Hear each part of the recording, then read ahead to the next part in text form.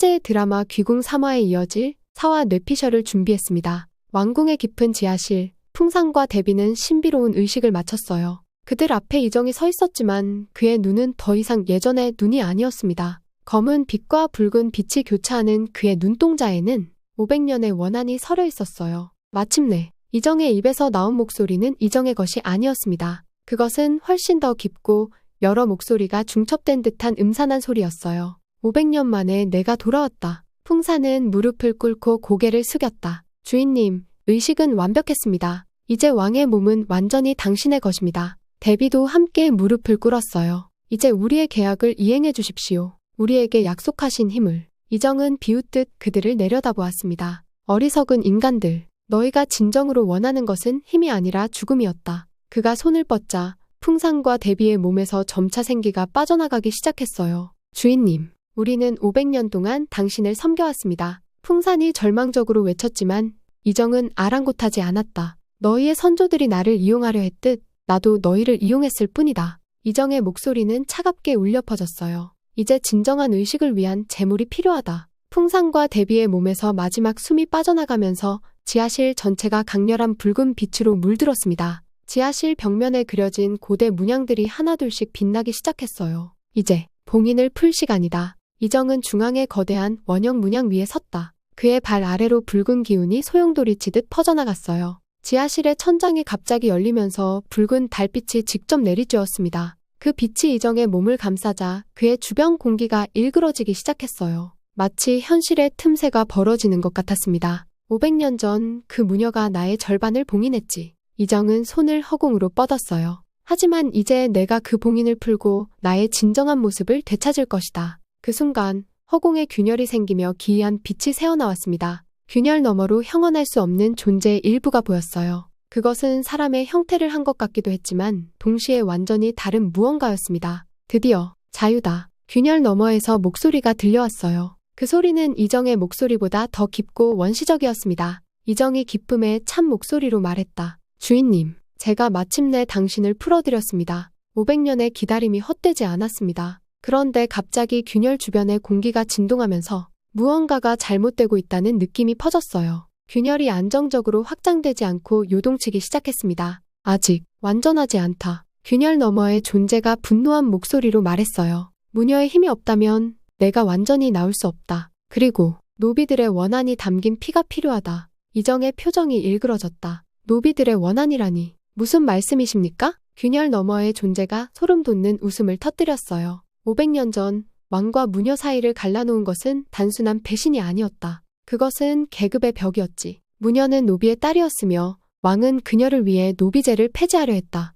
하지만 왕실과 귀족들은 그것을 용납할 수 없었지. 이정은 충격을 받은 듯했습니다. 그의 눈 속에서 잠시 이정 본인의 의식이 깜빡이는 것 같았어요. 노비제. 그래서 내가 그런 꿈을 꾸었던 건가? 그렇다. 균열 너머의 존재가 말했어요. 500년 전 너는 무녀를 사랑했고 그녀를 위해 모든 신분의 벽을 허물고자 했다. 노비제 폐지는 그 시작이었지. 하지만 풍산과 대비의 선조들은 그것을 막기 위해 너를 조종했고 결국 무녀를 배신하게 만들었다. 이정의 의식이 잠시 표면으로 떠올랐습니다. 그래서 내가 노비제 폐지를 생각하고 있었던 거구나. 그것은 전생의 기억. 산사의 깊은 곳 가섭스님과 노스님은 불 몇 개만 켜진 방에서 오래된 두루마리들을 펼쳐놓고 있었어요. 두 스님의 표정은 무겁고 긴장된 모습이었습니다. 이제야 모든 조각이 맞아떨어지기 시작했소. 가섭스님이 한 두루마리를 가리키며 말했다. 팔척귀는 단순한 악령이 아니라 500년 전 무녀의 영혼이 분리된 일부였던 거요. 노스님은 깊은 한숨을 내쉬었어요. 그래서 팔척귀가 무녀의 핏줄인 여리를 찾고 있었던 거군요. 자신의 온전한 힘을 되찾기 위해 영금이 놀라 물었습니다. 그럼 팔척귀가 여리의 몸을 차지하려는 건가요? 가섭스님은 고개를 저었다. 아니, 더 복잡하오. 500년 전 그 무녀는 왕을 사랑했소. 하지만 왕은 결국 그녀를 배신했지. 그때 무녀의 영혼이 둘로 갈라졌소. 한 부분은 팔척귀가 되어 복수를 맹세했고 다른 부분은 다시 환생하여 언젠가 진실을 밝히겠다고 약속했소. 그리고 그 환생이 여리인 거군요. 영금이 충격받은 표정으로 말했어요. 노스님이 덧붙였습니다. 더 놀라운 것은 왕 역시 환생했다는 거요. 바로 지금의 이정 왕으로. 그럼 강철이는 어떤 존재인가요? 영금이 물었어요. 그는 500년 전에도 존재했나요? 가섭스님은 또 다른 두루마리를 펼쳤다. 이무기 강철은 본래 무녀를 수호하던 영물이었소. 무녀가 절망 속에서 자신의 영혼을 갈라놓을 때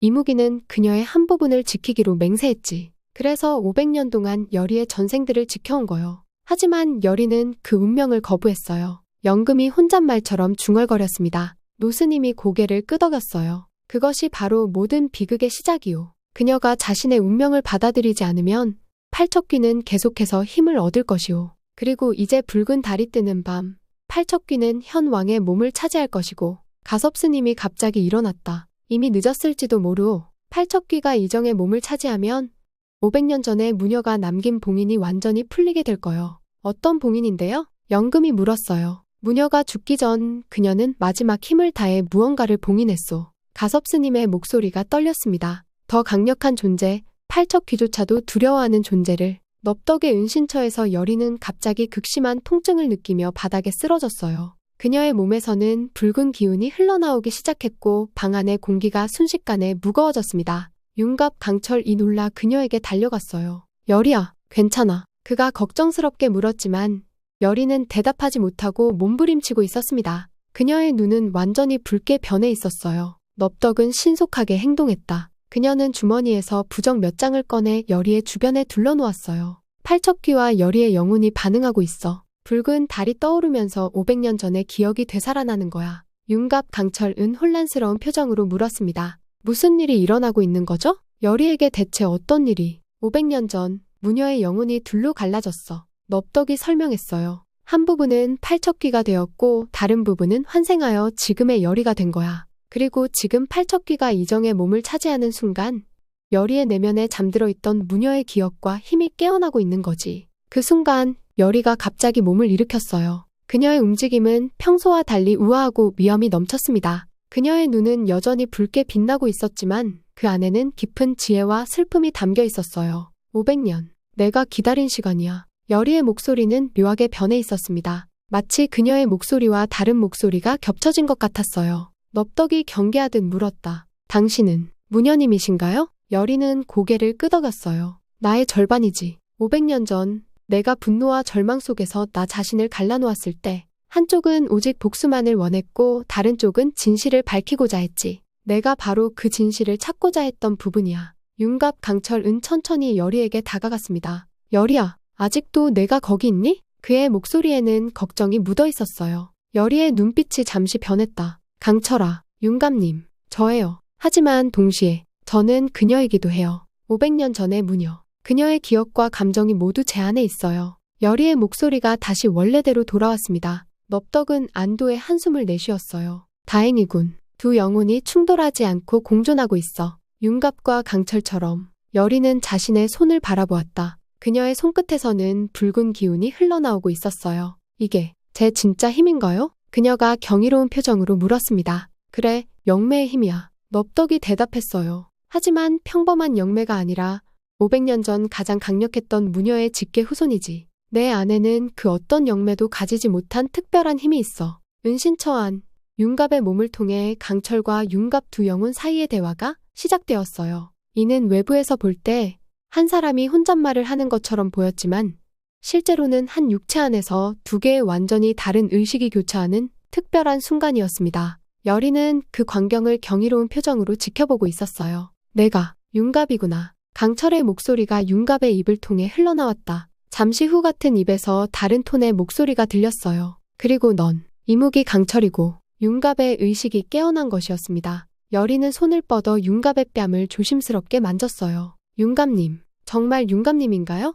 그녀의 목소리는 떨렸고 눈에는 눈물이 고여 있었습니다. 윤갑의 얼굴에 미소가 번졌다. 여리야, 오랜만이야. 하지만 곧 그 표정이 변하며 다시 강철의 목소리가 들려왔어요. 나도 여기 있어, 여리야. 우리 둘 다 같은 몸에. 여리는 혼란스러웠지만 동시에 기뻤어요. 그녀에게 소중한 두 존재가 모두 그녀 앞에 있었으니까요. 어떻게 이런 일이. 둘 다 의식이 있다니. 넙덕이 다가와 상황을 살폈습니다. 놀라운 일이군. 보통은 한 육체의 두 영혼이 깨어있으면 서로를 밀어내려고 하는데 그녀의 눈에는 호기심이 가득했어요. 너희 둘 사이에 무슨 일이 있었던 거니? 윤갑의 의식이 대답했다. 나는 어둠 속에 있었어. 하지만 모든 것을 느낄 수 있었지. 강철이가 열의를 지키기 위해 노력하는 것도 그의 목소리에는 감사함이 묻어 있었어요. 강철의 의식으로 전환되며 말했습니다. 나는 윤갑의 기억을 볼 수 있었어. 그가 열의를 얼마나 소중히 여기는지, 그리고 그의 고귀한 마음도. 강철의 말에 열의의 얼굴이 붉어졌어요. 그리고 우리 둘 다 열의를 지키고 싶었어. 두 목소리가 거의 동시에 말하는 듯한 이상한 현상이 일어났습니다. 마치 두 영혼이 일시적으로 하나가 된 것 같았어요. 왕궁의 깊은 밤, 촛불 몇 개만이 어둠을 밀어내고 있는 비밀 공간에서 풍사는 고대 의식을 준비하고 있었어요. 그의 앞에는 검은 천으로 덮인 제단이 놓여 있었고 그 위에는 기묘한 문양이 새겨진 도구들이 가지런히 정렬되어 있었습니다. 풍산의 손길이 그 도구들 위를 맴돌았다. 이제 곧 붉은 달이 떠오른다. 500년 만에 다시. 풍산의 목소리는 낮고 깊었어요. 그는 창밖으로 보이는 밤하늘을 바라보았습니다. 평소보다 붉은 기운이 감도는 달이 점차 모습을 드러내고 있었어요. 풍산의 뒤편 어둠 속에서 팔척귀의 희미한 형체가 나타났다. 완전한 형태는 아니었지만 그 존재감만으로도 방 안의 공기가 얼어붙는 듯했어요. 아직 시간이 충분하지 않아. 더 많은 기운이 필요해. 팔척귀의 목소리는 마치 여러 목소리가 겹쳐진 것처럼 음산했습니다.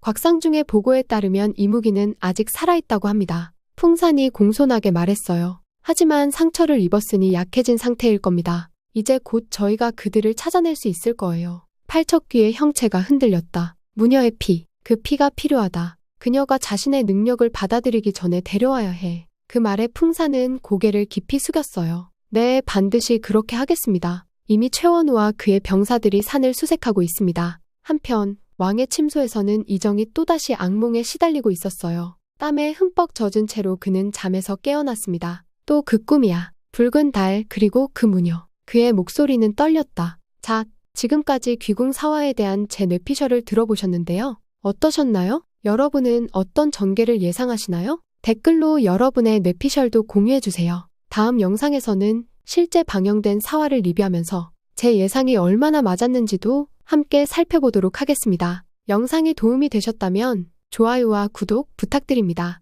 다음 영상에서 또 만나요.